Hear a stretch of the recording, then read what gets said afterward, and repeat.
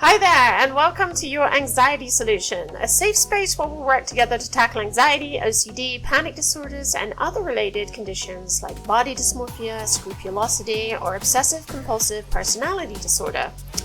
So in my videos, I'll be sharing practical tips and techniques such as exposure therapy, cognitive behavioral therapy, and mindfulness to help you navigate your emotional journey. If you're struggling with any of these issues or just seeking to enhance your emotional well-being, you're in the right place. So hit that subscribe button and notification bell so you don't miss out on any new content. And let's break those false alarm cycles together.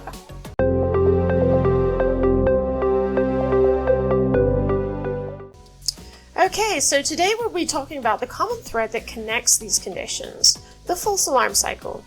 So this cycle makes us see danger where there is none, causing frequent false alarms and intense fear and anxiety. Our alarm system was super helpful for our ancestors. While it played a critical role in early human evolution, in today's world it can get a bit too eager, always on the lookout for new threats. To stop feeding this cycle, we need to change our behavior and teach our brains to react differently. By trying exposure therapy and practicing new behaviors and responses, we can rewire the brain connections related to the false alarm cycle. So our goal isn't to get rid of the threat, but to face it without being overwhelmed by anxiety. So breaking the cycle means changing our behavior and showing our brain that there's no real danger. And so we teach it to respond differently. Sticking to old patterns only makes the threat feel more real, while embracing new behaviors proves that everything is okay. So trying to neutralize threats only makes the false alarm cycle stronger, as our brains believe that we've been saved by our actions. So instead, we should be open to the threats. Okay? So adopting new behavior patterns is crucial to finding balance and breaking free from the false alarm cycle.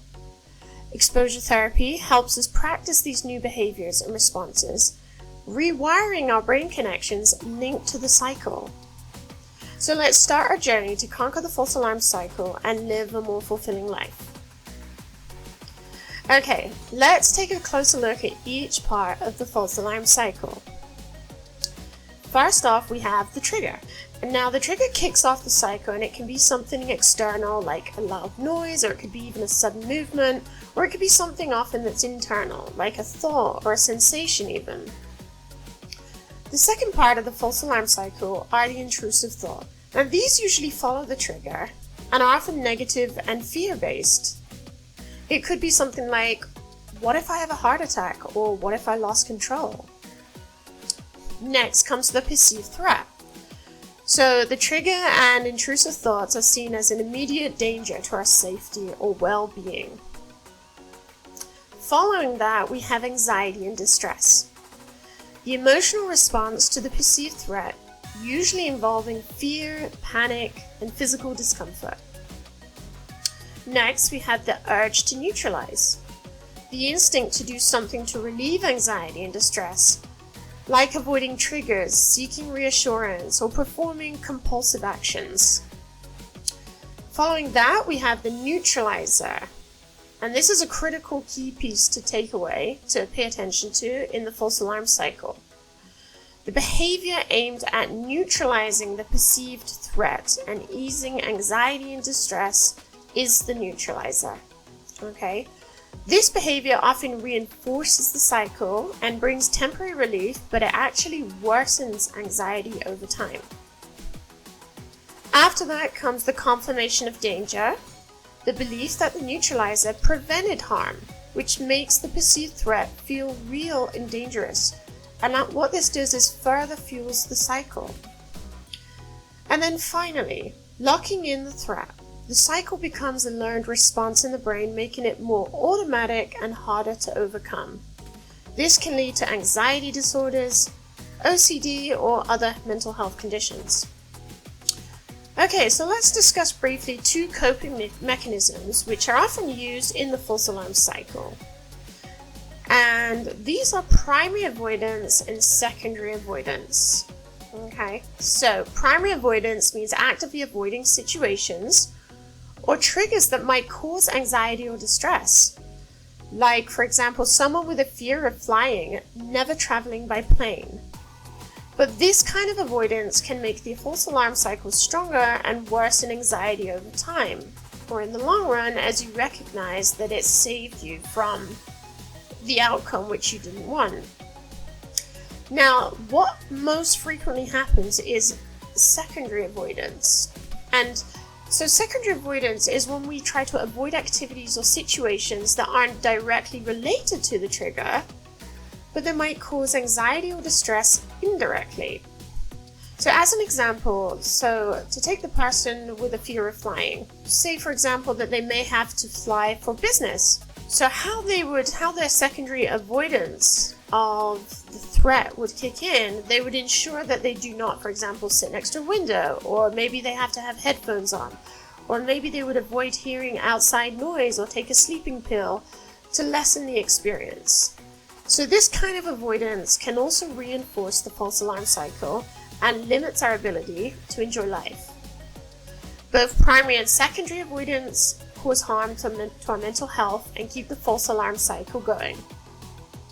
Identifying your secondary avoidance behavior is crucial, as it offers you insights for exposure therapy.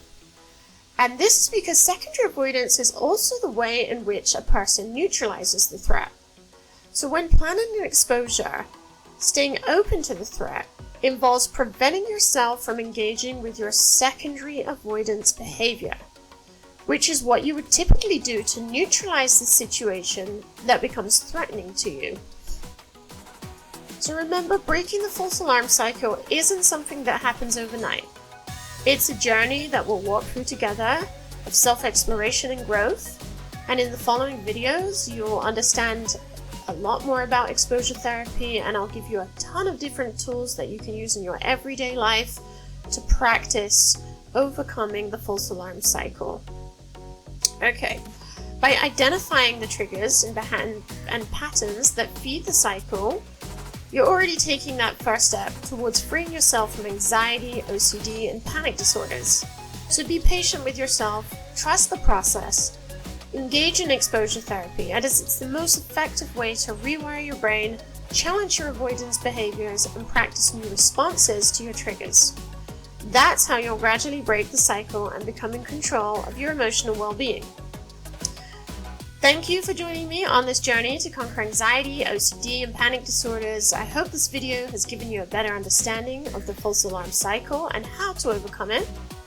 And obviously, if you found this helpful, give it a thumbs up, share it with others who might benefit also. And don't forget to subscribe to Your Anxiety Solution. Hit that notification bell for updates on new content. Together, we can break the cycle of false alarms and live happier, more emotionally balanced lives. This is Your Anxiety Solution signing off. Stay strong, and remember, you're not alone in this journey. We're in it together. Till next time, take care and keep fighting the good fight.